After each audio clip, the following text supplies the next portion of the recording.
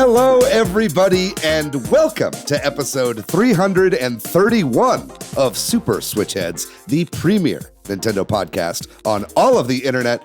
My name is David Howe, and boy, oh boy, ladies and gentlemen, we are joined by two very special guests on tonight's episode of the program.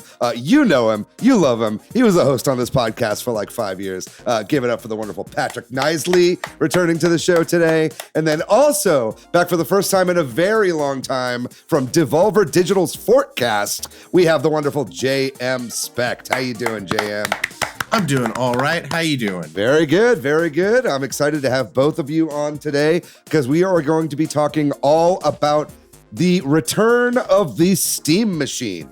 That's right. Valve dropped a huge announcement this past week about 3 new products that they're going to be releasing to compete in the console space. That being the Steam machine, which is very much a GameCube-looking device, a Steam controller, and the Steam frame, which is a VR headset. We're going to be talking a little bit about how that's going to fit in to the overall console space here in video games, what that could mean going forward. Did Valve just eat Microsoft's lunch before Microsoft even had a chance to prepare it? We're going to be going through all of that and much, much more. Before that, we have a lot of news that we're going to be getting through as well. The Mario Galaxy Movie Direct happened. We got a new trailer for that. Lots of movie news these days because we got Zelda set photos and leaks. We'll be talking about some of those. Switch 2 got a new OS update and much, much more. But before we get into all that, how are you guys doing? You guys have a good past week? How are you doing, Patrick? It's been a minute. Yeah, I'm doing pretty good. I've been just working a lot and saw some family this weekend. Ooh. Nothing too crazy, but good stuff. Nothing bad. Oh yeah, man. I'm glad you didn't hurt any part of your body or anything like that. Me too. Knock on some wood. Family. Yeah, Or your family. Let's list all the terrible things that could have happened. 9/11 too. What about you, JM? How have you been doing? You have a good week? I spent a lot of my time listing all of the worst things that could have happened. True. No, I'm doing well. I'm in a play right now, local community theater. Nice. I'm having a lot of fun doing that. Yeah. What show are you doing? It is called Leading Ladies. It is from 2004. It's a bit more old-fashioned than that. I'm actually surprised it's from 2004, but it's cute. It's nice. A couple of actors who impersonate nephews to defraud a widow out of her inheritance, but they find out that the nephews are nieces, so they dress as women, and it's a farce and comedy. Okay, yeah, it sounds like kind of vaudevillian a little bit. I like the idea. Yeah, it's a little fashion, but it's good. It's cute. That's cool. Yeah, having a lot of fun doing that. Yeah. Listeners of the show may or may not know this, but JM and I used to do plays back in college. Here in Austin, Texas, we did Into the Woods together, right? Yeah. And you were in Cannibal the Musical as well, right? Did we do that one together? No, I wasn't in that one. Oh, okay, I was okay, not, yeah. Right. You came in for that. We did a couple other things together as well. Those were good times. Yeah. But like all things, lost in the fog of COVID and weed smoke, some of those memories flit by unabashed. I had a pretty good week this past week. I was just in New Orleans. In fact, I just landed in a finger-licking plane like 45 minutes ago. Just got into town, picked up some beer at Walgreens, and I'm ready to record with you guys. I'm actually, so if I sound like I'm manic, that's because, listener, I truly am. But it was a very good time in New Orleans. I love NOLA. I haven't been to New Orleans in a really long time. I was there for a wedding. So congratulations to Kyle and Franny. That was such a good time. And shout out to a friend of the show, Nick Napolitano, who I stayed at his house, at him and his wife Janet's house. We had a pretty good time hanging out, watching movies, getting po' boys. I went to a po' boy festival yesterday. I feel very. I saw your po' boy festival very picture. Fat. That was nice. Yeah, I pretty much had like 3 full po' boys And then I also ate like some of other people's po' boys as well. So it was like, I mean, it wasn't all at the same time, but it was like mostly at the same time. And like a little bit I saved for the end of the day. I had so much fried food in New Orleans, gang. I'm gonna be eating nothing but salads for the next couple days, but fried salads, I hope. Yeah, fried salads. That's right. I'm gonna drop all my spinach in duck fat. It was a fun time. I really enjoyed it. So shout out to New Orleans. I'd love to come back again sometime soon. But I think let's move on real quick to some shout outs before we get into the news here, because we had a great episode last week. We had Chance Kubesh and Marth on last week to talk about Legend of Zelda, or I guess it's not actually called that, Hyrule Warriors Age of Imprisonment. Really fun game. That's definitely the best of the Hyrule Warriors games. And we had a couple things to shout out. Mainly, A. Musil asked a question, basically posing whether or not we think that Nintendo had the like game, the Age of Imprisonment in mind when shaping the story for Tears of the Kingdom, because the stories are so inexorably intertwined. Chance, who has since joined the Discord, chimed in with a theory that they pretty much had to have been, because the story of both games really kind of lean on each other. So I think that's really cool. I'd love to hear some like official word from Nintendo on that, if that's true, but it certainly does feel that way. And I think we are all surprised at how robust of a story and how well that game fits into the new Legend of Zelda timeline. Does that make you concerned that the Legend of Zelda, not concerned, but maybe that it's going to have a single storyline now? That it's going to be cohesive, that we're not going to have the world jumps like where, because, everyone knows, like all the Zeldas, right? They're just totally different. They're just totally different. There's the same people in different scenarios, and there's timelines and stuff. That Right.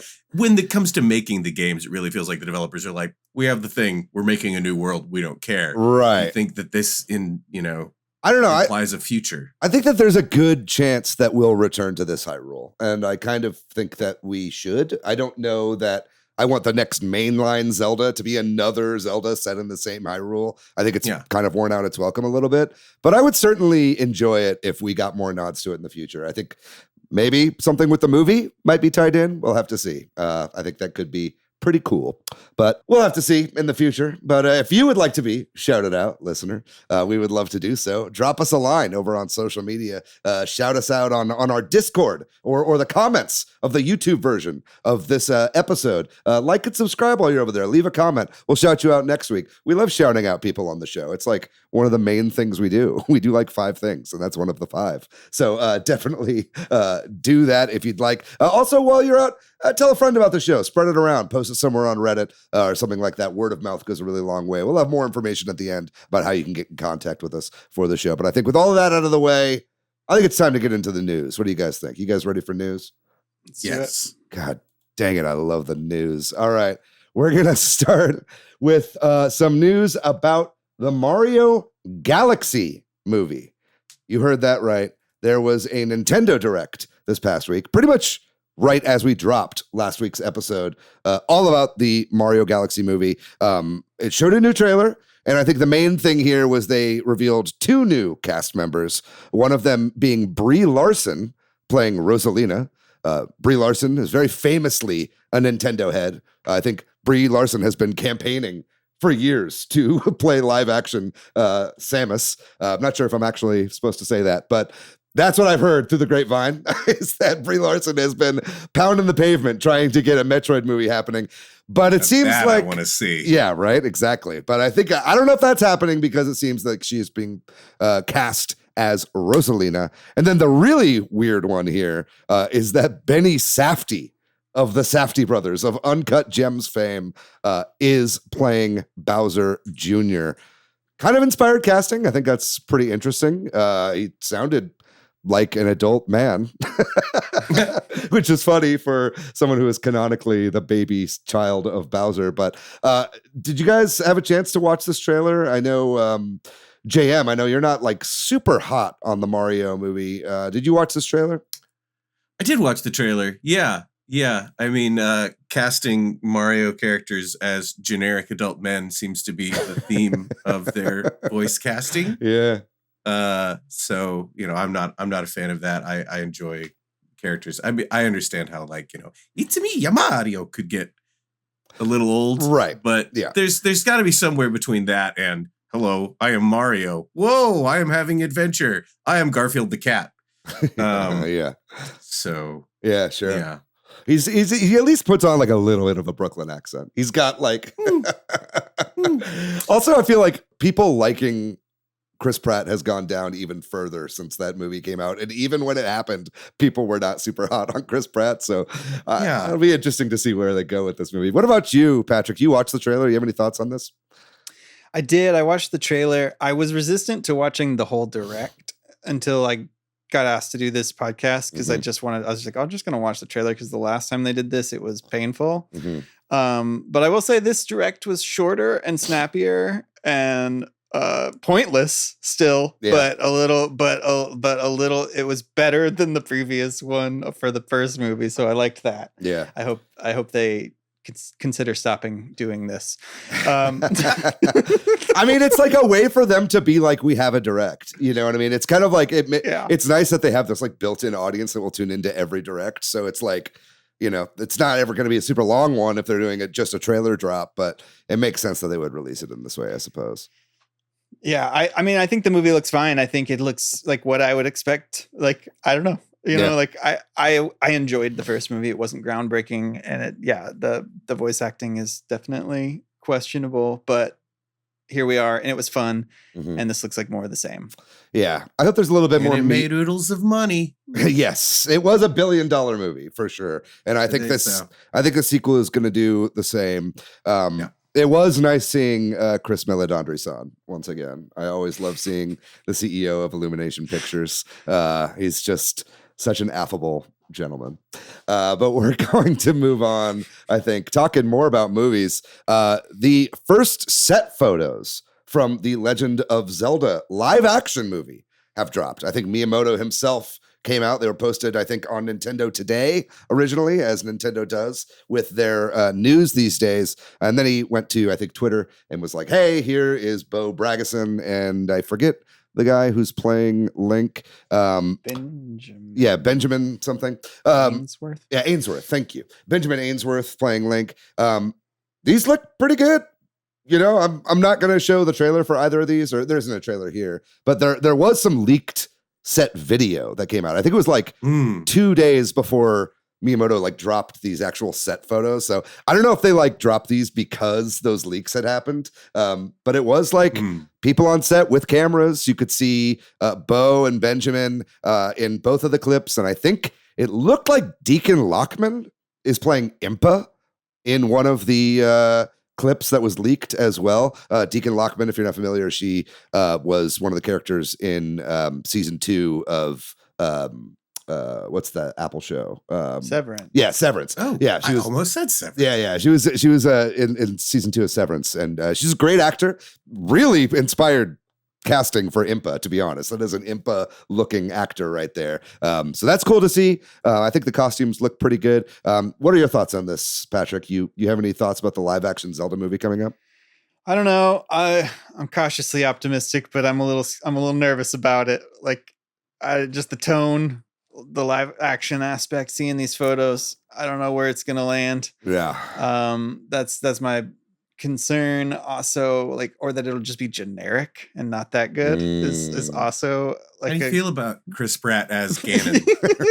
Yeah. Hey guys, I'm Ganon. Got the power Triforce.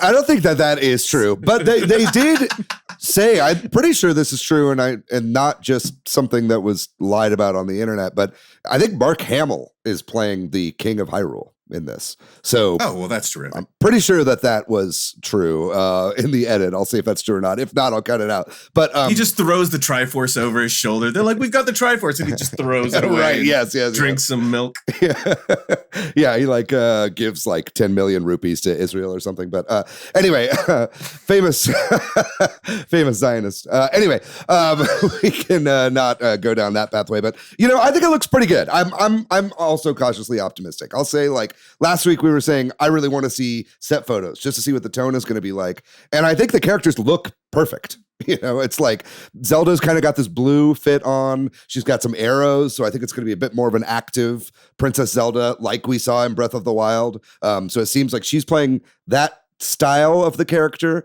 and then Link kind of looks like he's in his Twilight Princess outfit. So that's interesting. I feel like they're probably going to be doing some kind of amalgam of the Zelda storylines. I'm just pumped to see a trailer. I'm glad they're shooting it. At first, I think I was a little bit more hesitant, but after seeing these set photos, I'm actually pretty pumped. And I really enjoyed the Kingdom of the Planet of the Apes movie, same director. So I think it's in good hands, to be honest. Are they going to make Link talk a whole lot? Do you think they're going to go with a verbal Link? I think you have to, right?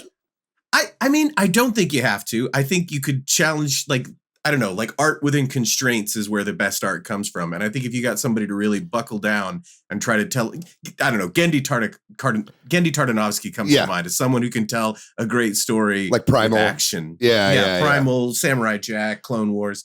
Obviously it'll be hard to do for a whole movie, but everybody else talks and Link just doesn't. And I think you could do that. If they're going to have him talk, I hope they bring back, well, excuse me, princess, because the true Link. That's what literally everybody wants. That's what everybody wants. What I'd like to see is everybody speaks English and then Link just like speaks German and no one can understand him the entire movie. I think that would be pretty cool because Link is canonically German. But anyway, we'll move on. Shit, I didn't know. We'll be keeping an eye on this. I'm excited. I'm excited for this. Yeah. Definitely, we're not showing any of the leaked stuff here, but check it out. It's all over the internet. It was pretty exciting to see. And I like seeing set photos, even if they're captured from random fans in trees in New Zealand. Speaking of Zelda, it seems like there is a new Lego Zelda set that has been teased. This is pretty cool. I know, Patrick, you're a big Lego guy. Are you excited for this? Did you get the Deku tree set? I have cooled my Lego jets quite a bit in the last 5 or so years, and I haven't really bought very much, but I will be honest, this new one looks cool because it's actually got the minifigures. Right. I mean, I don't know, maybe the Deku tree did too, actually, now that I'm saying that, but that was like a giant I think the Deku tree, it wasn't like the Mario where it's like a robot Mario face on a giant body. Yeah.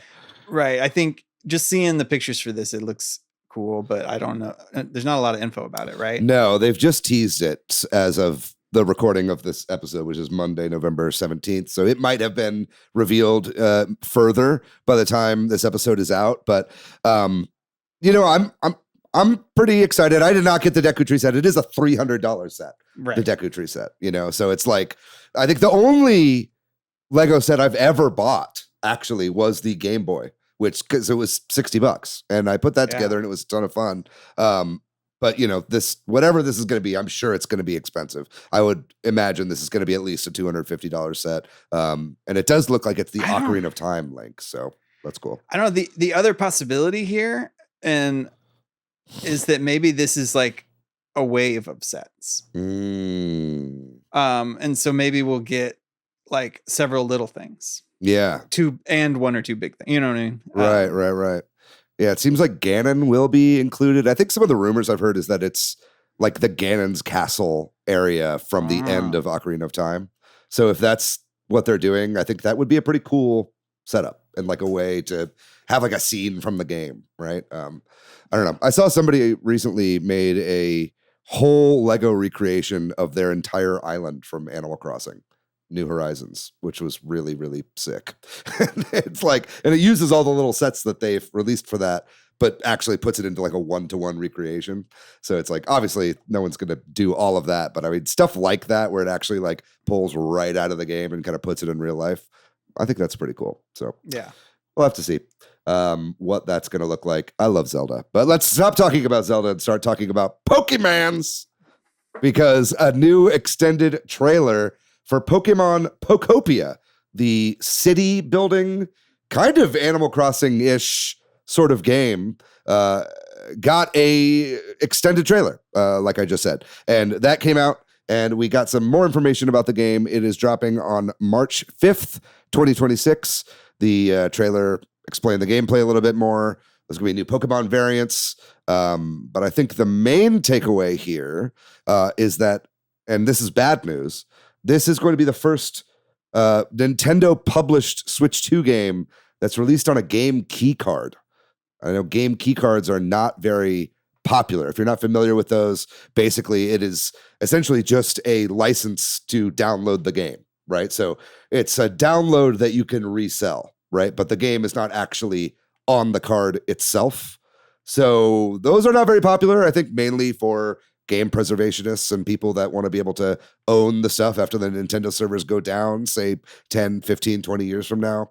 I'm not ever as annoyed at that as other people are, just because all those game files exist online somewhere. And if the eShops go down, you know, all of our phones will be able to play Switch 2 games easily in the 20 years from now, whenever the servers go offline. So I'm not so worried about it, but I understand why people are. I think a lot of people have been thinking that maybe the Nintendo Online playtest was for this game. Oh, I don't know that that's true. It's, you know, I played that and this kind of seems a little bit different. This is more like a Minecraft, what is it? Monster Hunter Stories or Dragon Quest Builders. Maybe that's what I'm trying to think of, sort of game. But either way, I don't know. I think the game looks good, but I do think it's a shame that this is the first game key card published by Nintendo. But yeah, I kind of don't care about this game, but I did watch the trailer, like scrubbed through it just since I'm on the show again. I would have refused to otherwise. But Patrick is an infamous Pokemon hater. Yeah. But I will say, like, the little Ditto girl main character is cute. I actually really like that design of that character, and that's one thing that stands out to me. And I'm with you, David, that I don't really care about these key card things, game key card things, but I understand people are upset, and I will say it is almost like the worst of both worlds, because one of the reasons I'm pro all digital is less plastic and junk, and like like this is like we're making the plastic and junk, but it doesn't do anything. That's a good point. Yeah. And I mean, it's like, I also like just don't sell my games. You know what I mean? And I know that's like, you know. I burn them when I'm done. yeah, exactly. If I can't have this, no one can. I burn it like those heathens, the Beatles records. You know what I mean? Yeah. Those godforsaken Beatles. No, but I mean, I understand, you know, some people need to, you know, if you're in a pinch, you want to sell your old games. But it's like, you know, games generally go up in value, not down. So I don't sell them anyway. And I get all my games digitally because I don't like to get up and open the flap and put games in. I like to have everything digitally. And a lot of the games that I play are indies anyway, right? Which tend to have digital only releases. I only play games published by Devolver Digital. You mean like the immediately released as of time of recording Force Strike, available on PC and Nintendo Switch? Oh yeah. Force Strike. Win the battle before it begins. All right. You're paying, available now. You're giving us money for that, right? We're getting paid for that, right? You get paid in me being here. Oh, come on. Just took me $20, JM. I'll give you a code for Force Strike. Hey, okay, I'll take that. Anyway, we're doing deals after the recording ends. Okay, we're not going to do that. I'm going to put it on. I'm going to print it on a piece of plastic. yeah. And it's just going to be make a game key card just for me, and that would be really, really nice. But anyway, that's enough of that. I think this game looks good. It's probably not going to be for me, but for what kind of game this is, I think this looks like a really good game. So I'm excited for everybody that's excited for it. Let me know in the comments if you are excited for this and if you're pissed off that it's a game key card. I'd love to hear from you guys. But speaking of game key cards, let's talk about a Switch OS update that just dropped. This is the first kind of major Switch to OS update that has happened so far. This is 21.0.0. This launched 11.10, so like about a week ago now. And it updated a few things for game chat. The game will not automatically go to sleep while chatting, so that's interesting. There's an option to turn off chat audio panning. If you're not aware, like when you have multiple people in a room, it's like some people's voices come out of the left channel and some come out of the right. So it sounds more like you're in a physical space with people. I guess people were complaining about that. Chat can continue if the console goes from TV mode to handheld mode or tabletop mode or whatever. That was a problem for some people in the past.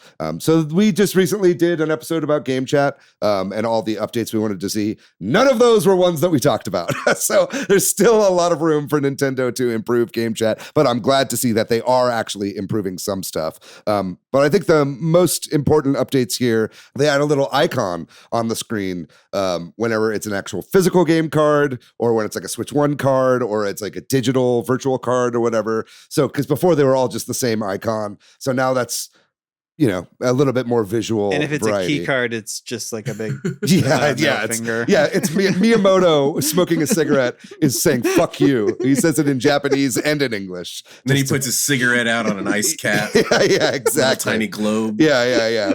They personally come to your house and steal your copy of Pokopia, and it's a controversial update to say the least. But that was one of the main things that happened here. There were a couple other small things in the background as well, including also I think an update for the Pro Controller 2 and the new Joy-Con. So if you haven't yet, make sure you go into your settings and update those, because I think it fixed a couple things with gyro, made things a little bit more accurate and whatnot. So it's definitely worth going in and updating those controllers when you get a chance. Any of you guys have anything to say about this? We good to move on from this one?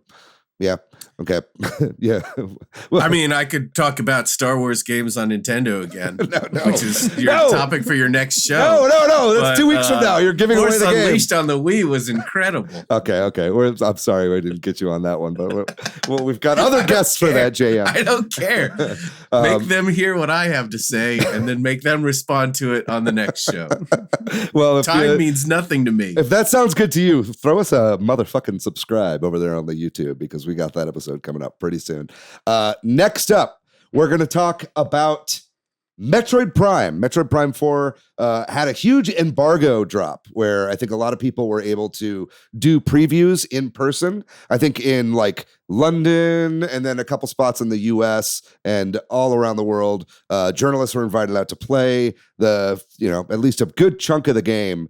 And Nintendo also released a overview trailer for this. I'm kind of a little surprised that we haven't gotten a full direct for this yet, to be honest. But I think the game's looking pretty good, but people are mad. And I think that people are a little worried about this game overall, because something about this game that Nintendo has been hiding this whole time is that there are companion NPC characters in this game that run around with Samus, one of which is this like bespectacled nerd who is like quipping throughout like a lot of the beginning of the game. And I think a lot of people were saying Marvel-esque quips. Like that just happened style stuff, right? Which I think if anyone knows anything about the Metroid series is that it is known for its tone and its isolation and its vibes, right? So I think having, a guy being like, I'm a little nerdy, I think was kind of throwing some of these people off. Now, people are just already immediately writing off this game as people have been doing with everything with Nintendo recently. I think if the Switch 2 era has been categorized, in my mind, by anything, it's people losing their shit over nothing, that most things end up being fine. I think people have been really complaining a lot this whole generation, and sales have been great. Everybody's saying Nintendo is going to, shit the bed, but I think it's a lot of people online that are making a lot of noise. I've got a feeling this guy's going to die pretty early in the game, and it's not really going to be a problem. Oh, yeah, they show a lot of gameplay footage in the overview trailer that doesn't include people running around with you. Right. Maybe, which makes me think there have got to be at least some segments without it. Yeah. And maybe even a lot. But I guess I'm cautiously optimistic once more that this feels like people making a bunch of.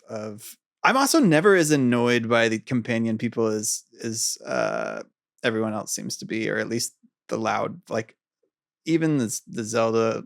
Listen, I never been in my head this whole time. Like it. Yes, after a while it got annoying or whatever, but it just even never really bothered me that much. So Yeah. I think the dog in Fable is the one that really got to bug me. The first Fable was that dog that was always just hounding you to like go do the main quest. And it's like, listen, man. Yeah. Yeah.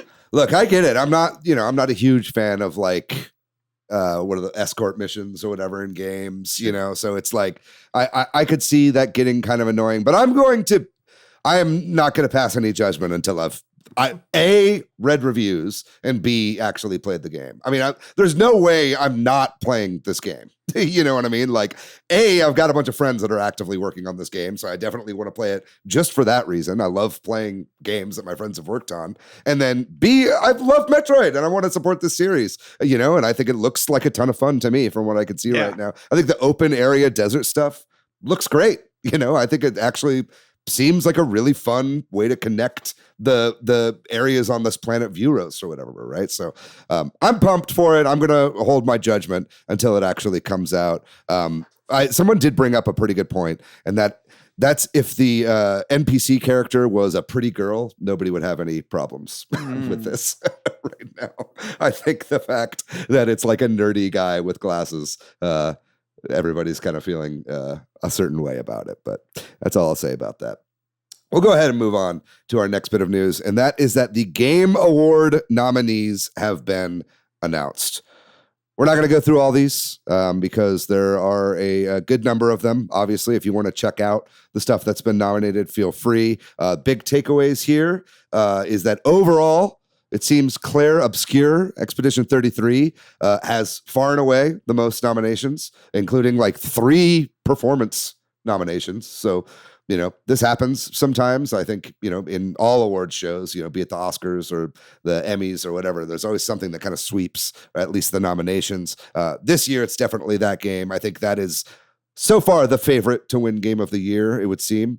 But I think for Nintendo news purposes, there are 3 categories where Nintendo was nominated, one of which was for Game of the Year with Donkey Kong Bonanza. So that's great to see. I loved Donkey Kong Bonanza. Donkey Kong Bonanza, as of now, is my Game of the Year. I played it from start to finish. Absolutely loved it. I'll play it again someday as well. It's the true successor to Mario Odyssey, which is also a fabulous game. And then I think the other categories where Nintendo is nominated is Family Game, where I think it is Mario Kart World that is nominated for that, and then Racing Game, where Mario Kart World is also nominated. So you guys have any thoughts on the Game Awards nominees? Was there anything that you saw in any of these categories that made you interested? JM, let's start with you. Well, I finally found a Devolver game on the list. Best independent game, Ball Pit. That's right. Is on the list, and Ball Pit is terrific and terrifically addictive. Mm-hmm. Yeah, I mean, Claire Obscure is really great. I think it's wonderful. I mean, the best game of the year, like there's just a lot of really great options in there. Mm-hmm. I mean, you've got Hades 2, Silk Song, Kingdom Come. I mean, I'll list them all now that I'm saying, but Death Stranding 2 is I think the only one that hasn't been said already. Mm-hmm. I would say, like, personally, I always like smaller teams to win everything. Yeah. So for like Nintendo or Death Stranding, like I'm less like rooting for those, but I mean, I think it's a great lineup. Yeah. There's nobody on that list that doesn't belong. Yeah. No. I agree. I think it was all very predictable this year. I think nobody was really super surprised. I think Ghost of Yotei got a bunch of nominations, and there's a couple of indies in the like kind of games for impact that I've been rooting for, and I'm really happy to see get in there. Like Consume Me, I hear is a fabulous game. I haven't had the chance to play it yet because there's been so much coming out, but that's one that I've been really looking forward to. Despelote, I believe, is what that game is called, where it's like the first person kind of like soccer game. That's what that game is, right? I think so. Oh, is it not? Yeah. Where like the kids. Yeah. You're like, okay, yeah. I actually just played some Rematch as well. Yeah. But I don't know if that's on the list, but just soccer games. Yeah. Patrick, what about you? Anything stand out for you here from these list of nominations? No, it just seems like it has been a year of a lot of big releases, and like compared to last year where I think there were maybe games on that Game of the Year list where we could have argued they didn't belong there. Mm-hmm. And also just kind of felt like this feels a little more interesting because there has been a lot of well-received bigger and smaller games. And so it relatively fair. It's always a bit of a bummer when you see just the same games over and over again, like you do kind of this year. Mm-hmm. But I also understand why that is, right? Totally. Yeah. I mean, yeah, totally. I think that's why there are award shows like the DICE Awards and the Indie Game Awards, which is like a newer award show. I think it's just to give more flowers to just the incredible breadth of unique experiences that you get throughout the year. And when you really only have, so many slots where indies can really fit in an award show that's dominated by AAA, it's really nice to have those award shows. But for the Game Awards credit, there are like Games for Impact, Indie Game of the Year, and Debut Indie Game of the Year. So there are at least a few spots. And we have two or three indies in the Game of the Year running. Expedition 33 is an independent game, right? So that obviously Hades 2 and Silksong, just because they're massive hits doesn't mean that they aren't made by tiny teams, right? So it's really cool to see that as well. But yeah, I think that's mainly going to do it for the news here. I think the next thing that we really have to talk about is that Valve is launching their new hardware. And so I think with that, we're going to take an opportunity here to take a small break. And after that, we are going to be talking about our main topic, which is the cavalcade of new Valve hardware coming with the Steam Machine, the Steam Frame, and the Steam Controller right after this break.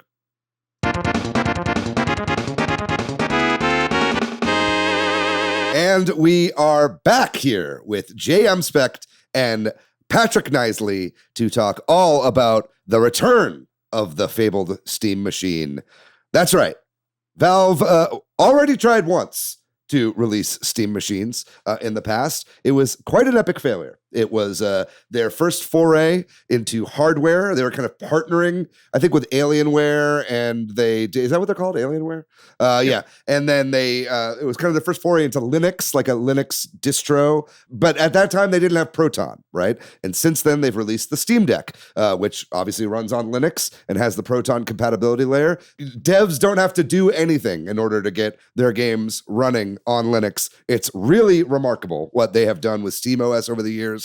Now, with all of that experience under their belt, God damn it, Valve is trying once again with the Steam Machine, trying to do a set-top box for the living room. And on top of that, also the rumors were true. The standalone VR headset has been officially announced as the Steam Frame, and the controller. That's what I really wanted, is basically a controller. It's basically a Steam Deck with the screen lopped off and taped together. I'm a big fan of the Steam Deck's controls. All of these things were announced. I'm really excited about this, but I'd love to hear what you guys think. JM, I know you've got to be a big fan of the Steam Deck as a employee of Devolver Digital, because, Steam Deck is, and Steam in general is such a great place for indies. Are you excited about these announcements? Yeah. I mean, as far as I know, everybody is. Consumers and all the people that get to play them. Yeah, everybody at Devolver I know is excited about it, especially the Linux heads. Yeah, it's super cool. I mean, it's amazing. It's going to be a solid piece of kit. It's super cute. There's so many fun things in the ads too. I mean, they talk about it being a PC. And then they're like, you can do whatever you want. You can install Windows. You can do this. Who are we to tell you what to do with your PC? And I'm like, yeah, no, it's true. I mean, I think that's honestly one of the best things about the Steam Deck is that it's not a walled garden. Obviously they push you towards buying games through their platform. I think the big thing of what they've been able to do is sell the Steam Deck at a loss, knowing that people are going to be buying games on Steam, getting that 30% cut from every game sold. But I think that it's nice to see their confidence here, I think, going into this, right? Yeah. Yeah. I mean, and Steam is, like you said, the indie marketplace. The indie games would not be what they are, would not be viable the way that they are if it were not for Steam. Mm-hmm. Like if it were not for that digital marketplace where people can put their games, and a digital marketplace that makes it easy for people to put their games out there. I mean, there are, it can be said that there might be too many games being made in the world, but that's really not. Yeah. I mean, it's only because the only reason it could be said that is because it's harder for people to find all of these games. Totally. There's so many treasures being lost, in the deluge of games, but it's, it's incredible and it's great. And for them to be creating something that's going to get more people comfortably into Steam. Cause Steam Deck is great. It's like a console. It's console-esque, Mhm. but it's not something that you can give to everybody. It's not as easy as, a PlayStation or whatever, Mhm. or a Switch. But I think the Steam machine is going to be the next step in that direction. Yeah. It's going to be so cool. And It's so cute. Yes, I like how small and little it is. I like that it's a square. And I think that, as they're building SteamOS into an actual kind of ecosystem here and a platform, it's only going to become more and more user-friendly going forward. Patrick, I'd love to talk to you about this. I know you were really excited about this in the Discord when we were talking about this. That's why I wanted to reach out and have you on the show. And then obviously, as everybody who listens to this podcast probably knows, you just released a game yourself on Steam. And I know a lot of people have been like, when's the Switch port coming? When's the Switch port coming? But I mean, more platforms for SteamOS has got to be good for exposure, right? Like, what are your thoughts on this overall? Yeah, I am uncautiously optimistic about this. To rule of threes, here we go. But I'm really excited from three different perspectives that I'm sure we'll kind of talk about. But like, I am excited about this just as a consumer because I think it looks cool. I am in on Steam as a platform with my son playing games and Nintendo. Like, those are the two things we play on. Mhm. And I think this is going to make it like right now when we play games together on Steam, we play either at both of our PCs, if that's possible, or through the Steam Deck plugged into the TV, which is fine. And it works okay. But this feels like we can just have a permanent setup out there in the Steam machine. And it's just going to be a little more natural. And I'm excited about that. From that perspective of just playing on it and playing around with it, I'm excited about it from a developer perspective, because in theory, this means it could, again, uncautiously optimistic, get in more people's homes, make Steam a more console platform that gets more casual or console gamers onto Steam, which is just better for reach because it's easier to, like JM was saying, easy without Steam. Half those games wouldn't be available, if not 3/4 or 4/5 of them. And then my other thing is I'm ready to move away from Windows. I'm all I'm kind of so mad. I'm kind of getting to the point where I've been thinking, and just after reading about what they're talking, some of the things people are talking about, at Microsoft about the future of Windows, I'm like, I'm not in on this. I'm been thinking about switching to Linux. And in that commercial, my son actually paused it and pointed this out when I showed it to him. He's like, they're using Godot, which is an open source game software that especially my son is just taken off with. In that, because the other reason I'm excited about it from this development perspective is he and I could sit out in the living room. I don't know if that would be our main thing, but to develop games together on Linux platform, switch over to SteamOS, try it out. You know what I mean? It sounds great. I'm all in. I'm less excited about the VR headset because I'm just not a VR person. Yes, right. The Steam frame. But if the price is right, and it is, again, I'm excited about it for killing meta. Yes, yes, that's a huge. I want to buy it almost on principle, just so that there is a. Well, again, we'll talk about pricing here in a second. What we think we'll see, because they have not announced anything with pricing. But if they can make this thing comparatively priced with the Meta Quest, which is a $500 headset, then I think that's going to get a lot of people really excited, because nobody wants to support Meta. Nobody likes wants Facebook. to be in that ecosystem. Yeah, exactly. Right. And you want to talk about a walled garden. That is a closed off ecosystem, right? Something like this where you can stream from whatever you want with the little fucking dongle, right? I think it's a really good thing. The double radio thing. Yeah. There's a lot of really interesting stuff here. Have you guys played with a Quest 2 or a Quest 3? I have not played with a Quest 3. I have a Quest 1. You have a Quest. Yeah, from back, but it's mostly used to prop up my laptop. Sure. So the 2 and 3, it's really hardware wise, it's really cool because you put it on. I mean, I like to play Gorn in my backyard. I was playing Gorn 2 in my backyard because it doesn't have any kind of satellites. It's just, you put it on, it's, scans the environment. And as long as you're in a safe place, you can move around and you can game and you can do it.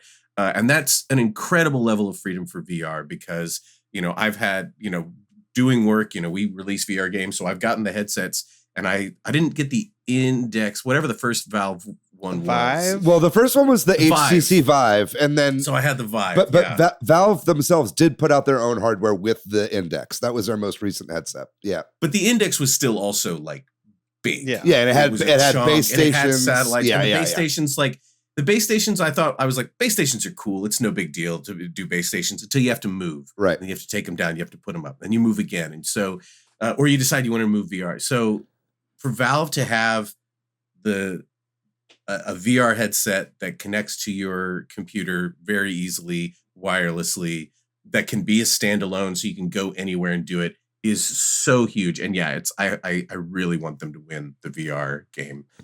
Yeah, I always said that I think in order for VR to be really fully accepted, because it really still hasn't taken off the way that everybody thought it was going to.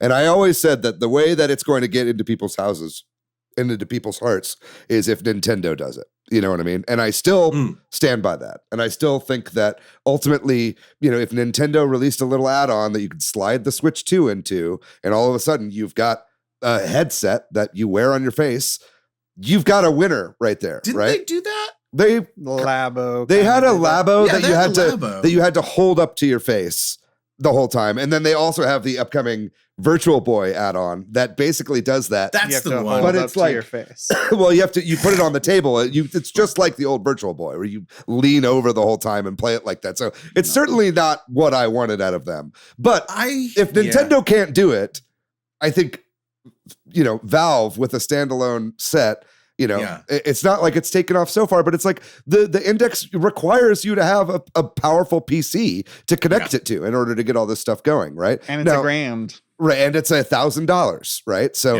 now, we're going to be jumping around a lot here, but I think let's talk about the frame for a second, because they did say here that this is a streaming centered device. So I think what they still are mostly expecting you to have a little dongle that you plug into wherever you're playing your game on, and then you stream it there. They have this thing called foveated streaming. If you're not familiar, foveated rendering is the idea that wherever your eyes are looking, there's eye tracking cameras. It only really renders that part, and everything else is kind of like a lower quality. They're doing the same thing with streaming now, where it's the bit rate is higher where your eyes are looking, and then everything else is like a lower bit rate. So that like stream quality is like supposed to be top notch, right? And it's going to be going directly to the system and everything like that. So it's definitely worth saying that is their goal. But now it is also in itself, I think it's got a Snapdragon processor in it. So it's now its own like ARM chip, right? Inside this device. So I think that is where you get the comparisons to the MetaQuest and stuff like that. So I think lower powered stuff will be able to be played directly off the machine. Yeah. And I think that's terrific. I mean, for VR, for all video games, I don't think you need a huge amount of, graphical fidelity for games to actually be fun. Sure.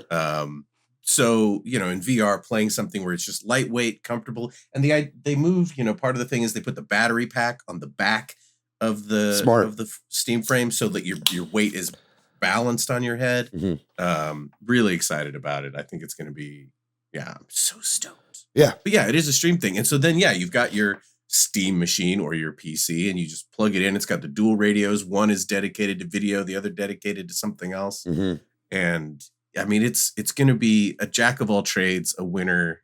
Like it's going to be able to do both. I hope so. Wonderfully well. I hope so. And I think a lot of that is going to be dependent on price, whether or not people pick this up and what the kind of breadth of experiences that you can have when you're not connected to another device, making sure that is going to play your games properly, it is an ARM chip, but I think that in and of itself is exciting. And let's talk about that for a second, because, like you said, Patrick, Valve's adoption of Linux has been a really, really, really good move for them, and I think that at first people were concerned, right? And I think rightfully so, especially with what happened with the Steam machines in the first place.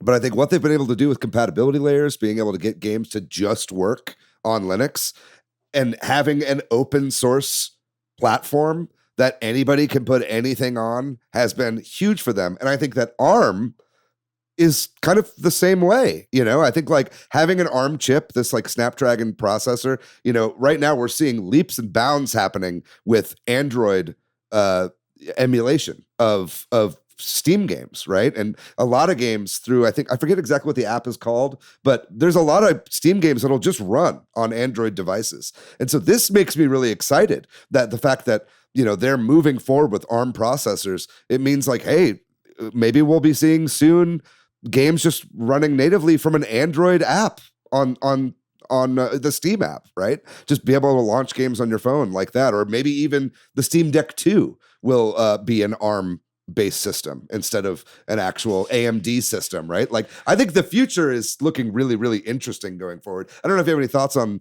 just kind of open platforms like that and what Steam is trying to do here. Well, this isn't to answer that question, but something you just said that I wanted to respond to is that in that video too, they opened up talking about the Steam Deck and they kind of hinted that there will be more Steam Deck, news at some point. And you said Steam Deck 2, and it's like, yeah, I think that's almost a certainty. Yeah. Right at this point.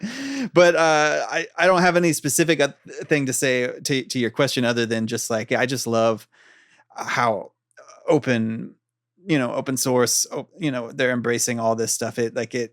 Somebody big doing it is really helpful. And I don't know, it's got me excited. Cause I'm really not excited about Windows and what they're doing. Yeah. And especially that they're shoving AI into everything. Yes, that's a big part of it. Well, and that big Windows 11 push. Yeah. Yes, yeah. It's a real problem. And I think it's just whenever you have a handheld that is running on Windows, like say, for instance, the new ROG Xbox Ally X. It's got so many names. I always forget exactly what it's from Asus. But, that is running a front end, that kind of launches right into the Xbox kind of, front end. But even then, it's like you've got issues with Windows running on that thing. Even if they make, a portable version of Windows, I think that it's going to have all the bloat that comes alongside that, right? So having something trim, really lightweight, and this, obviously you can use your Steam Deck as a PC, but if you've got a Steam machine, purportedly this thing is going to be 6 times as powerful as a Steam Deck. That's according to Valve. Now, I'm not a specs guy, but I have listened to a lot of people talk about this. I think VRAM, people are concerned that there's not quite enough VRAM in this thing, but hopefully that is to kind of mitigate some of the pricing things. But I don't know if you have any thoughts on that, JM. I mean, 8 gig of DDR5 seems like plenty to me. Because I was, I did want to prepare for our main topic, and so I was looking into it a little bit. So people are worried it's not high end enough, but it's not a high end PC. Right. If you want a high end PC, go build a high end PC. Yeah, right. Like, what the fuck are you doing? Yeah, you can still do that. It's not like they're making it illegal to build PCs anymore. Yeah. Yeah. From what I understand, I mean, the memory, the basic memory is expandable, but also the RAM is supposedly just using SODIMM chips, so regular RAM chips. So like, if there's not enough RAM for you, you can buy more RAM. Right. And if you're the kind of person who's like, I need more power, then you would buy more RAM anyway. Right. I mean, and from what I've seen, what they've done is what the stats that it has are really the average Steam user, what most people who use their PC, because they have access to analytics. They know what systems people have. They know what systems will run the games. And so it's really bridging that gap between console and gaming PC. It's right in between there. And it has enough. I mean, it's got plenty of horsepower, I think, to do. I think so too. Anything it needs to do. Yeah. I do think they're shooting themselves in the foot a little bit. And I listened to a discussion with a lot of like Linux guys and PC guys recently, and they were talking about this, where it's like, the claim that like the games will run at 4K 60. They're gonna eat crow on that a little bit, because I mean, it's like as more games come out, like going forward, like not all these games are gonna run at that without FSR upscaling or whatever, and that's like what they have, yeah, right, exactly, and they're going to be using some of that. So I think they probably could have massaged some of the verbiage there as they're talking about it. But I think like even if you're running games at like 1080p, 1440p, 60 FPS, that's still like really impressive for a box that's like, pretty small and doesn't seem like it's going to be taking up that much, power, right? Like the wattage and stuff like that, right?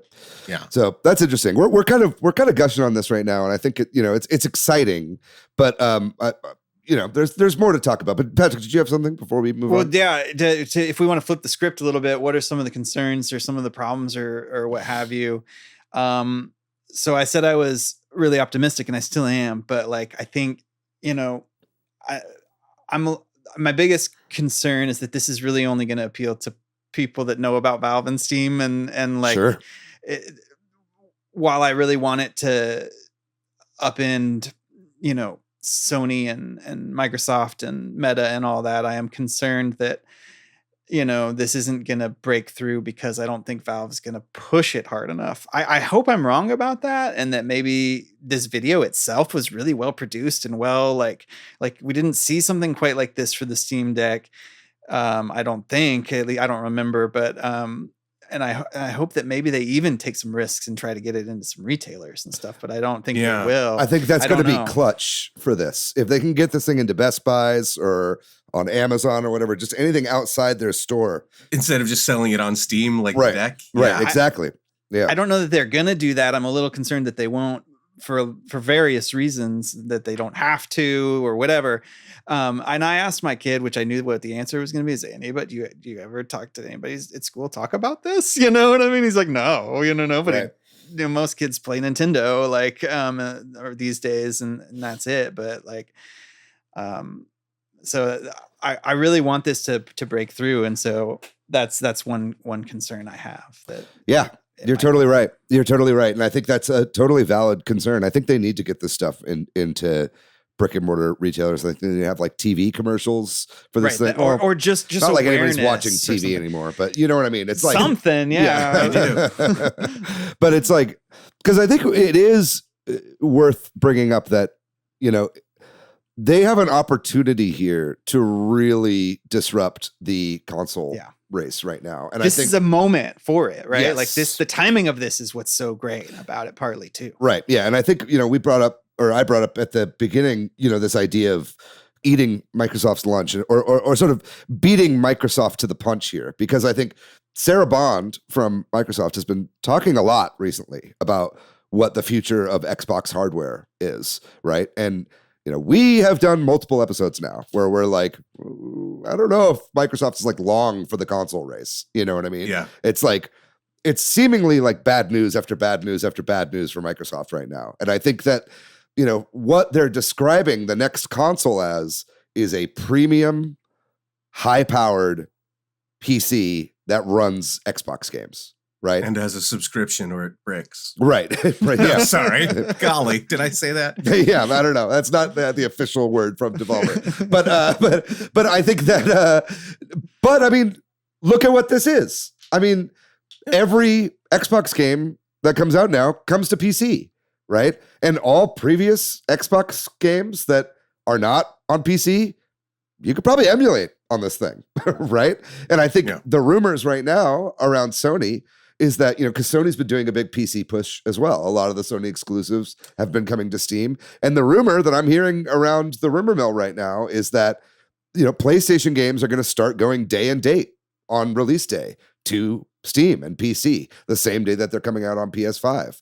So if that's the case, and you've got a console that's in any way comparable power-wise to these current consoles, and if it's at a competitive price, like if they can get this thing out at $500 and the next Xbox comes out, and after tariffs and everything, I mean, look at the price of the premium Xbox Series X right now. It's like $750.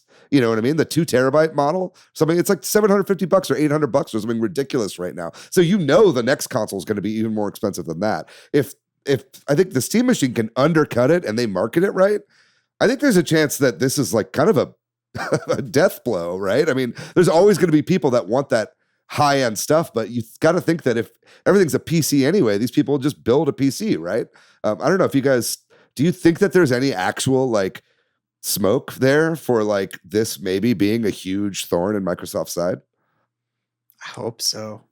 I mean, it's wild to hear that Microsoft still wants to be on the hardware end It is. They right? moved to the subscription model. They moved to the Xbox Game Pass, on Windows and stuff like that. So they really are. It seems like they're trying. I don't know. It does seem dumb. Like if they're gonna start putting out their games, I guess it's just, you'd say it's just money, right? Like if we can put something out that people buy and it doesn't cost us, or we don't lose money on it, then we don't have to pay Valve 30%, right? Sure. And I can see both, Microsoft and Sony saying we're gonna make these things to fight that 30%, but Right. I don't know, like. In my head, Sony's in a safer place than Microsoft. Because I agree. like PS5s. Yeah. People, and I guess people do play the new Xbox Series, but I don't know those people. I've heard of them, and I know they're theoretically people, but I don't know about them. Well, it doesn't help that Satya Nadella is openly a supporter of the Trump administration and has given tons of money to Microsoft the Microsoft CEO. Oh, neat. Yeah, oh, neat. yeah, exactly. And they've laid off countless developers, and it's just been all the news out of Microsoft is always bad, right? Yeah. It sure seems that way lately, yeah. Yeah. Yeah, I really hope that this is a thorn in their side. And I think that it should be a thorn in their side. And I think, like you said, JM, earlier, they have a few jabs in there, I think, that are intentionally that. And I think, again, if they can get the word out about this, and I know this is just the start, but I also think that they don't care. Like if this is a failure, Valve is like, we tried again, and it's. I mean, they big print deal. money. Yeah, they have so much money. Right. That's why I'm Valve, a little Valve more nervous. Yeah. I mean, both of them, but yeah, Valve. Yeah. That if this isn't, a huge success, that they'll be like, oh well, we tried, and That's what's so exciting about it too, is that they have so much money. They're a private company, and they're able to say, we want to do something that is good. We want to make something cool. We want to make something that people want. That I, as a gamer, go, oh shit, I can buy this, and not only can I run this, but I can, we haven't even talked about that the Steam Deck, is a great emulator on its own. You can emulate all the consoles on your deck. You're definitely going to be able to do it on the Steam machine. Totally. Yeah, so it's just so cool. Yeah. No, I think you brought up a really good point there, JM, which is that they don't have investors to answer to. You know, I think that right now, all of the competition for Valve right now are publicly traded companies, Nintendo included, right? Yeah. Now, I think Nintendo somehow has mostly been able to skate by as a publicly traded company with investor calls and everything, with mostly sticking to their values and not bucking to trends. I think obviously we're talking about Microsoft and Xbox. They are constantly going with we're going to be funneling all the money that we save by firing all these people into AI management or whatever, right? And stuff like that, or AI research, and hey, good for you. Enjoy the crash whenever it comes, because you're going to be paying the dividends there. But, and Sony, obviously, I think has been doing well, like you said. I think people, for some reason, not that there's no value in a PS5, and I think the PS5 is a good console, but it's gamers, I think, associate that so much more with quality and exclusives, even if realistically there aren't that many exclusive PS5 games that have been released this entire generation. It's still something that people heavily associate with Sony, and I think it still has a lot of goodwill in the customer base. But I think the fact that Valve is a private company is the only reason any of this is even possible. Oh, yeah. And I think it's just Gabe. I think so much of this is straight up Gabe Newell is an old school. First of all, he's an OG Microsoft hater. He's an ex-Microsoft employee. So I think he's just got a bone to pick. But also he loves open source, and he loves, he wants to mod, a lot of the Counter-Strike was originally a mod of Half-Life, right? And then it became a whole thing, right? Yeah. I mean, you said hater and stuff like that, but, and we talk about the jabs and stuff, but they're very taking the high road jab. Yes. It's not it's who are we to tell you what to do with your PC? Steam machine does what Xbox. It's none of that. It's just hey, here's a decent way to do a thing. Here's a thing that people like. Here's a thing that we like and we think you'll like. And if you don't like it, I mean, I love the thing they're talking about, like the little light bar on the Steam machine. They're like, you can do it. You can make it do this. You can make it do that. Or you can turn it off. Yeah. Do what you want. And yeah. And Microsoft's like, you will install Collect or we will burn your house down. So this is also, like you said, if Nintendo could get into the VR headset thing, that would be the thing. I want Nintendo to stay the hell away from that because, like I have a problem playing, because Nintendo is one of those, it's like, you're going to do it the way we want or else. Right. Like, I wanted to play Tears of the Kingdom, and I forgot that they just have a control scheme that you have to use. And it's crazy. And it's terrible. Not if you emulate the Wii U version on your Steam Deck. Sure. Okay. Wait, there's a Wii. What? Yeah. I don't even. Wait, Tears of the Kingdom. Oh, no. That's Breath of the Wild. My bad. Well, you could. I'll stop talking about emulating Switch games, but it is possible. I was super depressed when I played Breath of the Wild, so I just powered through whatever controls I had to do. I was also, my Switch was new and it was fine, but I went to Tears of the Kingdom and I was like, I don't want these controls. Can I change them? And Nintendo's like, you can switch the jump and the roll button, and that's your only choice. Yeah. And I'm like, oh, I don't like this. You can remap your controls from the Switch home screen, and I'm going to ask you if you want to change it every time. Yeah. Oh, yeah. I don't like this at all. No, I want agree. them to get into VR, and they'll be like, you got to use your left arm for this, and that's the only thing you can do. And don't pick your nose.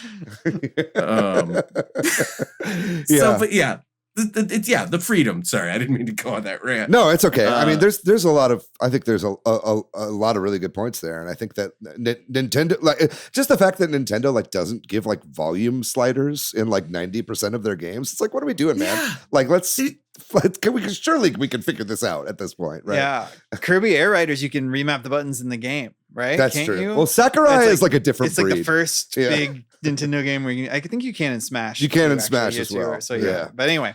Yeah. Sakurai does what Nintendo, for sure. The other thing that I kind of talked about this, but this isn't a derailing thing, is that this moment and them doing this now that I'm interested in talking about, because I think the Xbox Series and the PS5 are now not super old, but they're getting older. And so there's thinking about the future. It's a smart time to do it before anything else is announced and there can be any hype for anything else, because it's kind of like, this is a better option. Because you could probably play 95% of anything they're going to make anyway. I saw somebody say this, and the way they said it was weird, but I kind of want to unpack it. They were talking about how this moment is also a big time for video game distribution innovation. And I had to sit there and think about what they were talking about. And what they're talking about is how we're kind of changing how we play video games. Like, these key cards are a thing, Game Pass subscription. We're in this weird area of how do you get and play games, right? And people are kind of changing that. I think console players are questioning consoles and you know what I mean? Because they are becoming high-end PCs. And it's a great time to just slide in and be like, here's a pretty easy box that has the biggest library ever. That is the best part of SteamOS in general. Like the Steam Deck, the Link, or not the Link, but the Frame is just you install it and it's just every game you've ever bought on Steam for the past 20 years is there immediately. You know what I mean? It's just holy fucking shit. And then with family sharing and stuff like that, I family share with 2 other guys, and between us we have 1,400 games. It's insane. It's it's just, you've just got it all at your fingertips, right? Yeah. It's crazy. You say this moment in time, and you brought up that the next consoles haven't been announced yet, and I think the machine is going to drive the prices of those consoles down, because this is going to be the thing to beat. I think, at least, I mean, I don't know that for we sure, hope, obviously. Yeah, but I think but the consoles are going to have to be because the next consoles isn't going to be able to be I cost more than the Steam machine, because then the Steam machine will win automatically. Well, they've got to come in under it. Yeah, I mean, because they're not going to be able to do as much. I kind of don't think that that's necessarily true for Sony. I think that I think Sony could put out a $750 console at launch if it's like really high powered, like it's more powerful than a PS5 Pro or whatever. Although that is a whole conversation about diminishing returns. Like once you hit a certain point, like how much do we really need to improve, right? But let's table that for a future time. But like I do think that it's like with the Steam Machine with the Steam Machine targeting mid-powered gaming PCs, I think that there is still a market for like the PS5 Pro users, you know, and I think that they'll do fine, whatever they do next. And but the thing is, like Sony and Microsoft are still trying to catch up to what Nintendo did this past generation. You know, like the rumors are that the next PS5 is going to have a handheld version, different SKUs, right? A handheld version, a set-top box, and like whatever. And so it's like, so they're kind of all trying to figure out what to do to differentiate themselves as well. And then here Steam is coming and being like, we've got like all of it here with the deck and the headset and the box and the controller, which we still need to talk about. But I don't want to derail us too much here. I think you brought up price here and kind of undercut time. Yeah, I think it's time. We need to kind of talk about what we think the price might be. And I do want to say right now, like, again, we're recording this on Monday. There have been rumors, and this is also another thing I think we should talk about, that Half-Life 3 will be announced this week. And I've heard rumor of the 18th, which is the day after we record. So if that happens, I'm going to edit in right here that happened. Because, if that happens, I will eat your hat. Well, okay. There's a lot of actual, we'll see. We'll see. I would love to be right on that as a gaming pundit here. But let's doubling back though. Half-Life Alyx is incredible. And the amount of people that are going to get to play Half-Life Alyx because of this is really terrific. Like, Half-Life Alyx is so goddamn good, and it is what all it sets a benchmark that no VR game I think has met. Yeah, and it's going to be really incredible to get people to finally see what VR really is capable of. Absolutely, it's so good. Absolutely, but let's talk about that, because I think having a launch title to go with it is huge. Is a huge consideration here for price.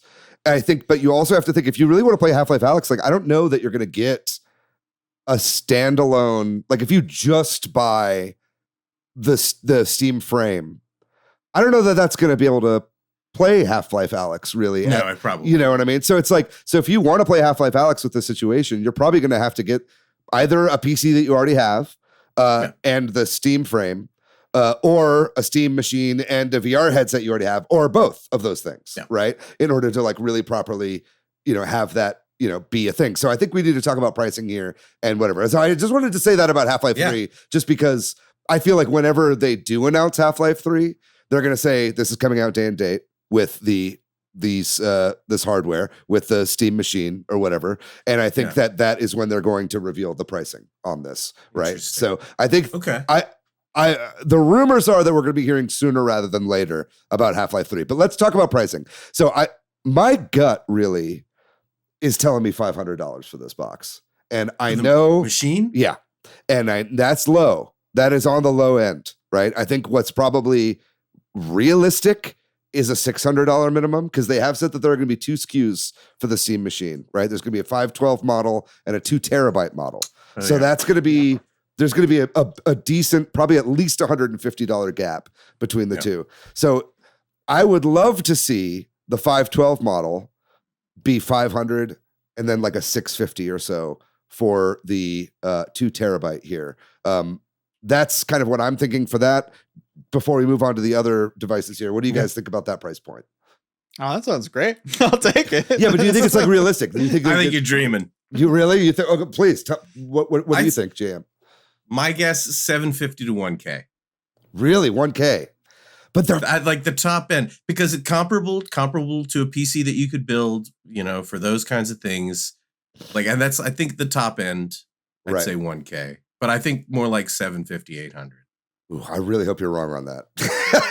I mean, I think they're not trying to compete directly with the other consoles. I mean, and like the PlayStation Plus Pro is $750, $800, something like that. So it's not unheard of for a console to be in that kind of ballpark anyway. And again, this is far more than a console. So. Right. That's interesting. I mean, they did say, I think, because obviously they had a bunch of press out to Redmond or wherever, Bellevue, I think, is where the Valve headquarters are, and and they a lot of people asked them about that, and they said that they're trying to have a competitive price with other mid-range PCs, right? And they didn't say that they're trying to compete necessarily with the consoles. They said mid-range PCs, right? So you could take that any number of ways, right? Another point I saw someone bring up about that is because the people that manufacture PCs and PC parts are also Valve's friends. Mm-hmm. Valve is the PC market, so you don't want to alienate the PC market. Not that anybody would do anything, but they are in that market. They're in that space. So they're not trying to disrupt the PC market. They're not trying to disrupt a lot of things. Well, they also want SteamOS to be able to be installed on anything that you build, right? Like that is an open platform. SteamOS. It's not there yet, is it? Not quite. There's Bazite, which is like a front end essentially that opens up SteamOS. But like SteamOS as a thing, they did say the goal is that other people can make their own hardware with SteamOS at launch, right? So, Patrick, what do you think about price point for the Steam machine? I'm not very good at this kind of stuff, but I kind of in between you two, maybe. I mean, I hope you're right, David. And if the lower end model is 500, that also makes me more hopeful or close to it, even, right? Even if it's 6, which is kind of maybe where I would split the baby between the two of you. Sure. It just makes me hopeful that it could appeal to more console casual, and I don't even think casual is the right word, but people who don't game on PC as much, but do play a lot of games on PS5 or whatever, Yeah. I think they said that they're not trying to sell it at a loss. Yeah. And there's a person whose name I'm forgetting right now, but he's a YouTuber and he's on Twitter, and he kind of did the math, and it's looking like these things are going to cost, rough estimate based on all the parts and everything like that and market value for the individual parts. It's going to cost Valve about $420, $430 per one of these things. So 500 is a $70 profit off of each one. Yeah. Plus take on top of that all the, Valve games, all the Steam games people are going to be buying on top of that. All I'm saying, I think it's possible.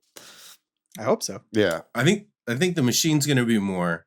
I think maybe there's a chance for a bundle.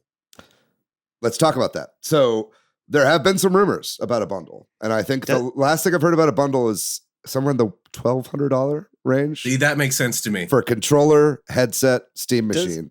Does a controller come with the Steam machine? I thought I saw somewhere that it might. It does. I'm not sure if that's true. Oh, it does. As I understand, it does. Yeah. Oh, I didn't know that. Yeah. But also the headset has its own bespoke controllers as well. Right. So that's going to have separate exactly. Ones, yeah. So you're looking at a lot of tech here for a bundle. Can I do a quick aside? Yeah. This is just a me thing. I'm so excited that because they did say that the controllers for this Steam frame can just be used as controllers for your PC games. Yeah. And I have been dying for, and by I mean my wrists and elbows and posture, have been dying for a controller, a real game controller that I can split between two hands. Like Joy-Cons. Yeah. Like Joy-Cons, but a real controller that I can like relax, that I don't have to like, that I can just, I don't know. I'm really excited about that. And that is one of my personal biggest motivators for one frame. Yeah.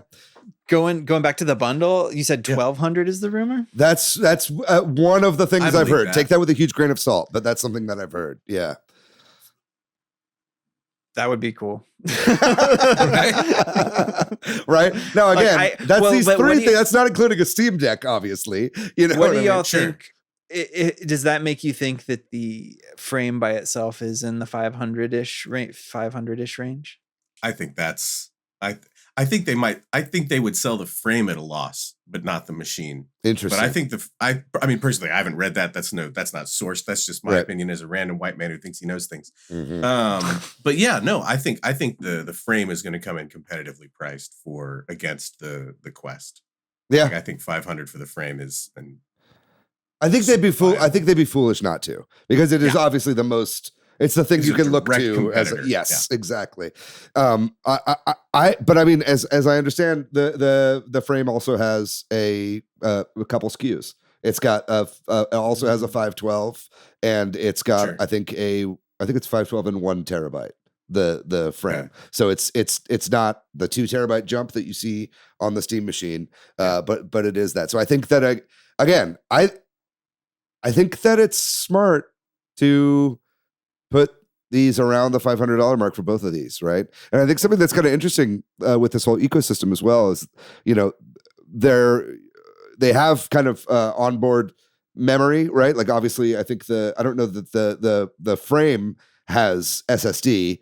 The machine has SSD, but they are using SD cards, all of these. And they said that you can take your SD card out of the Steam Deck and put it into the Steam frame. And you can put it into the Steam machine and just have your games like that. So you don't even have to buy new SD cards. You know what I mean? Which I think is move your library around. I think that's pretty cool. Just the way that everything talks to each other, everything all streams to each other. You know what I mean? So it's all kind of this one very cogent ecosystem.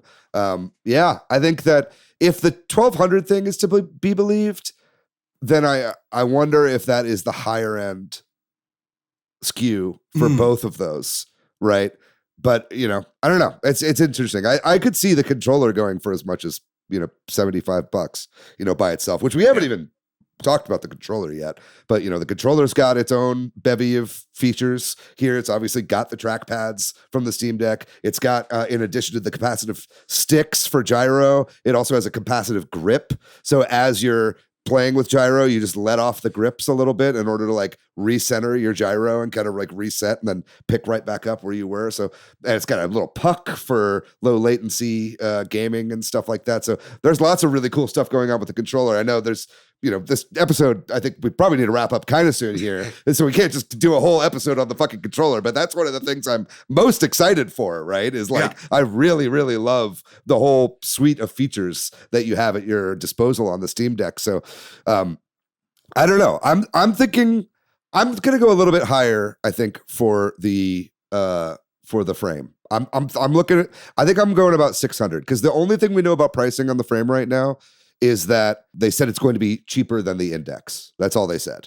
right? And the Index again is $1,000, so that could mean anything, right? So that could be $950, right? Which I think that would be a fool's errand for them to do. Yeah. But $1,200 for console, headset, controller, and bundled in Half-Life 3. I think you got a winner there. I think it's early yet, and I'm not going to say that I'm going to buy all this stuff, especially because I'm fucking unemployed right now. But it's really, really attractive to me. Again, as somebody that's on a Steam family plan where I share games with people, and one of the guys that I share games with buys like all these AAA games on launch that just pop up in my library without me even doing anything. Like, this is a very, very attractive thing for me, and I love an open ecosystem. And so I don't know, I'm pretty sold at this juncture, but I want to get y'all's opinions on that as well. I mean, you know what, if Half-Life 3 is going to come out, this would be a great opportunity for it to actually happen. Yes. You're right Yeah. I was skeptical when people were talking about it as a rumor, and then when this got announced, it's like, oh, they were wrong, it was this. And then David, you was like, no, but wouldn't that make sense too? And then I was like, yeah, like if you're gonna have new hardware, maybe Half-Life 3 will only play on the Steam machine, like they did with Half-Life 2. I know we're all good guy Valve, and I am very good guy Valve, but I'm still like, Half-Life 2 came out and like, no, you have to install this online thing. You have to install Steam. Right. That was when they introduced Steam. They're like, here's Half-Life 2. You need Steam to run it. Totally. Yeah. Fuck you. That would be hilarious. They should do that. I think Valve needs to be a little bit more evil. Like you were saying before, it'd be great if they just had a commercial that was like, fuck Xbox. We're doing our own box. But to go back to something you said, David, I also like do not have a grand, much less $1,500 just sitting around. But I am like already like scraping together pennies, like, cause I'm excited about this and I want to get one, if not all three of these things. Or, if you get the machine, I guess you get a controller. But I also feel like if I get the machine, I want two controllers. Like, because that's part of what the appeal for me is. Every other controller will work with it. You know what I mean? I know, but I want to. I admit I don't want the controller. Like, it's cool, it's neat, but I don't care. Like, if there's a cheaper version that doesn't come with a controller, I'll probably go for that. I like it. I mean, I like the thing. I like my Steam Deck. I like all that, but I'm just like, I'm okay. It's not as important. Yeah. If I get anything, it's the controller, to be honest. I'm a controller head, and I I play a lot of I do dock my Steam Deck into the TV a lot, and I stream a lot from the Steam Deck. Although that said, whenever I'm streaming and I'm sitting at my computer, I could just use the Steam Deck itself as the controller as I'm streaming. But like when I've got it on the TV, I miss having the gyro aiming. I miss having the touchpads. There's a lot of games that I use those touchpads for, and I'm not even joking here, Bejeweled 3. I play so much on my Steam Deck with the right thumb on the trackpad doing the mouse and the left thumb on the D-pad to move them up, left, right, or down. And it's little stuff like that you don't even think about. But it's like when you've got a huge infinite backlog of all these PC games, you want to play some of those on the couch, right? I think it's really nice to have a controller like that. But let's wrap this up. I mean, as a final thing here, we've been talking about Valve this whole time. This is a Nintendo podcast. We've got everything from Sony and pretty much everything from Microsoft is going to PC these days. Nintendo is one of the only remaining exclusives, the companies with exclusives out there right now, right? So it really does seem like this ecosystem and Nintendo, if you want to be like a capital G gamer, seems like the way to go, right? I don't know if you guys agree with that. Maybe as a way to wrap this up. No, that's what I'm excited about. Like I feel like being able to drop a Steam machine in my living room would allow for a lot more ease. Like, again, I do have the deck and I do, it's like I've gotten my wife to play a few games through the deck, you know what I mean? But just like having that, and then the deck could just be for handhelds, and like, and live in my room or wherever, and so, I think this and Nintendo, like I'm excited about it. Anything you want to say to wrap it up, JM? Force Strike is available on PC and Nintendo Switch, as well as Ball Pit. Possessors just came out. Please buy our video game. Hell yeah. Well, we're getting free keys for everybody in the comments. Comment below. You get a free key for every Devolver Digital game. No, only for Heavy Bullets. That's still, I think, one of my favorite I fucking love Heavy Bullets. Isn't that a great game? They need to make a sequel to that game. It really does. It's so genius. Yeah, great stuff. Anyway, I think that's going to do it on this discussion. If you're looking for more content about this, I would really recommend checking out The Fox. That's PHAWX. But he's a great YouTuber. He has a whole video where he built basically a Steam machine, going through all the specs, built his own thing already, wants to show off like how stuff is playing on it. There's tons of content out there that goes way more into detail on the specs. It's definitely worth looking into, but just wanted to give them a shout out because I've been learning a lot watching those videos. So anyway, I think that's going to do it for the main topic here. We're going to take a very brief break, and when we return, we're going to be talking about the games we've been playing recently.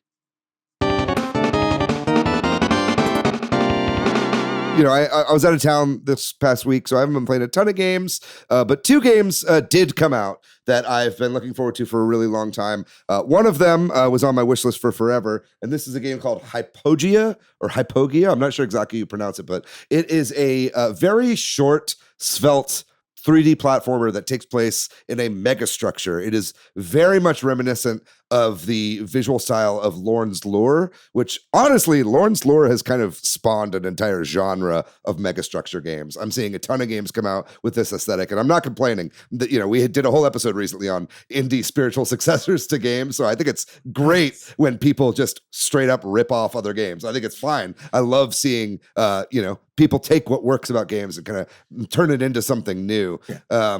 But it's, and not to say this is a ripoff. This is a very original game, and it plays very differently. Yeah. But Hypogia is very fun. It's very atmospheric, and the platforming just feels great. I would really recommend it. And I think when I got it, it was on sale for like $7.50, $8. I think it's $10 total. So it's definitely worth checking out. If that sounds interesting to you, I would check that out. And another game that I've been playing is a game that I was actually a Kickstarter backer for a long time ago. The last one that I just said is only on Steam. This next game is on Steam and Switch, and I think everything else, also on PS5 and Xbox, and that is Windswept. And this is a 2D platformer, very much, we want to talk about spiritual successors. This is basically a Donkey Kong Country clone.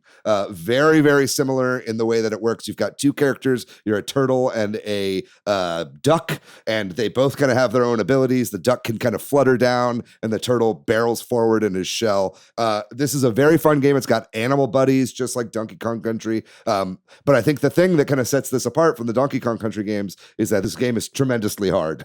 I think it's actually been getting a little bit blasted in the reviews about how hard this game is. But for me, as a Monochrome Heights fan, that is right up my alley. I love difficult platformers. And there are actually a good amount of accessibility options in order to make the jumping easier. There's a lot of stuff that you can change in order to actually make the game a decent amount easier. But it is challenging. I will say, I don't want to do any of those because I'm having fun just failing over and over again until I finally get that huge dopamine rush whenever I'm playing this game. So I would really recommend Windswept if you are a fan of the Donkey Kong Country games. It's really scratching that itch. And and it's on the Switch. Also a budget game. Definitely worth playing, but that's what I've been playing mostly here.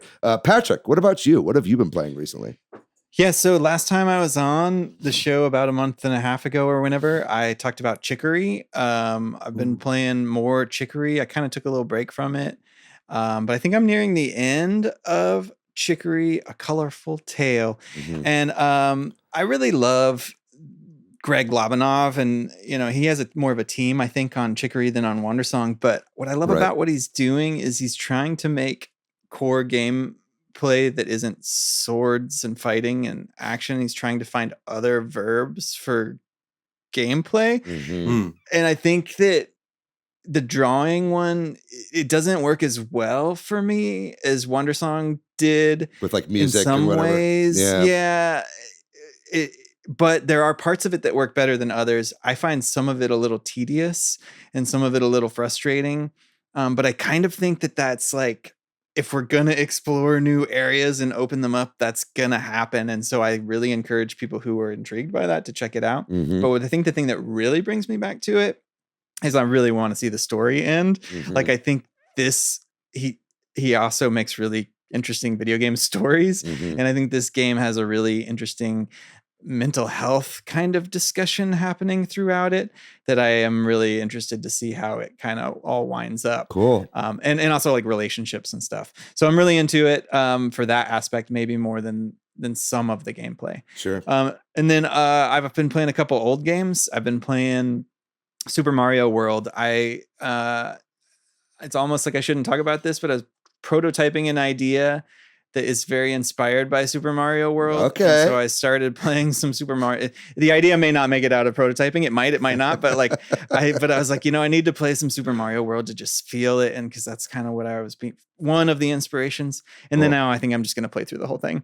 It's hard to not play through the whole game whenever you start Super Mario. You can just skip to the ending. Yeah. There's a shortcut. And Star then Road. Yeah, Star Road from Donut, wherever. Just, yeah. But a casual playing of just like, I'm not going to worry about maybe, I don't know. I'm just enjoying it. Yeah. And then the other thing is on Halloween, I started playing Luigi's Mansion as it came to the whatever they call Nintendo Classics GameCube Nintendo app or whatever. That's right. Yeah. And so the game's a little janky and a little frustrating at times. So my son and I have been trading the controller back and forth and just playing in spurts until we're like, okay, it's time to take a break. So we haven't been playing very long sessions, but we are consistently chipping away at that over the last, whatever that is. You played Luigi's Mansion 3 a good amount, right? Yeah. And I think it's kind of hard to go to 1 after you play 3 because it is like such a better polished and like experience, but it's cool to see where it started and it's also pretty short. So I think we're also coming to the close on that soon, but yeah, it's nice to see all 3 of those games on the Switch right now. Yeah. JM, what about you? What have you been playing recently? I've been playing Warhammer 40K Mechanicus. Whoa. Explain what that is. I'm not actually familiar with this game. It's a tactics game set in Warhammer 40K universe. There's no space marines. There's no orcs in this game. You are playing as the Mechanicus, who are the basically the engineers of humanity, and you're fighting against the Necrons, who are robots, who are Terminators, robot skeletons. And it's just a good tactics game. It's a solid, fun tactics game. I like tactics games. I really liked the first. What was the Rabbids? The Raving Rabbids. Mario Rabbids Kingdom Battle. Yeah. I liked the first one a lot.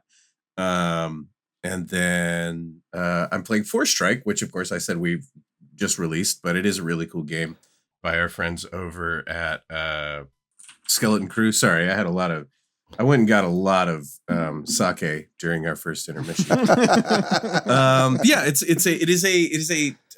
It's described as a tactical kung fu action game. So you're on a quest and you do like combat to like defeat your enemies. You're in a fight and you have one chance to win this fight or lose, but you have this ability called the foresight, and you get to replay the fight over and over again as many times as you want in practice. And it's consistent. So whatever you do, the enemies will always have the same response. So if you keep your timing consistent, you can really choreograph this perfect fight. And then you say, okay, I'm going to do the real thing. And it's do or die. So in that moment, you either win or lose, actually. And it's a really cool mechanic. And it's a really fun game from a team we worked with in the past. Their first game came out during COVID Prime. So, we're excited to get to work with them. What was their previous game that they had done? Olia. Okay, right. Which we put out a video explaining Force Strike to people, and I don't know. I'm sure your YouTube commenters are absolutely lovely and don't say pithy dumb things. But not a pithy commenter in the bunch. Fantastic. But there are a lot of people like, oh God, I liked it until it said roguelite. Oh God, right. Roguelite. So my response to them was like, please go play Aaliyah. It is a handcrafted adventure, start to finish, where you're this guy with a magical spear and you throw it and it comes back to you. And it's got some really cool traversal mechanics. So they're two very different games, but very similar art style. And yeah, it's a really cool team with a really cool concept for a game. And it's a lot of fun. You get different martial arts styles and it's a blast. Very cool. And because I'm on a podcast that focuses on Nintendo Switch, there's a game that I love that's on Switch that I haven't been playing recently, but I will just say I Was a Teenage Exocolonist is one of the best games ever made. It is a narrative story, and it's great science fiction, great storytelling, very fun gameplay. There's a lot of, you can do modifiers to adjust the difficulty and stuff like that, but probably one of the best written pieces of work of any kind that I've ever engaged with. And the only game I know of that my mom 100%ed. I didn't even 100% it. Oh, wow. Because it's a narrative story, and it's a long story. It's really cool. I played through it a shitload Looks of times. it's got some deck builder mechanics in it. It's got some deck builder stuff. Yeah, and you have these like moments in your life that like you then get a card like, oh, I had this experience, and then you can use that card for things. It's really fun. But there are characters that like you build relationships with, like in order to 100% it. And there are characters in the game that I do not fucking like, and you're not really supposed to like them. They're not good people, but you can have a relationship with them. And so my mom 100% of the game, I cannot hang out with this person. They're terrible. I'm watching the trailer right now, and all the characters seem very hot. Everyone's it does have that kind of it does have like big bisexual energy. It is but it's really smartly written. It's very well balanced. It's really cool, and really a lot of cool fun stuff to think about, like good science fiction to sink your teeth into. Awesome. Very cool. From our friends over at Finji. Friends over at Finji. Yeah, good group over there.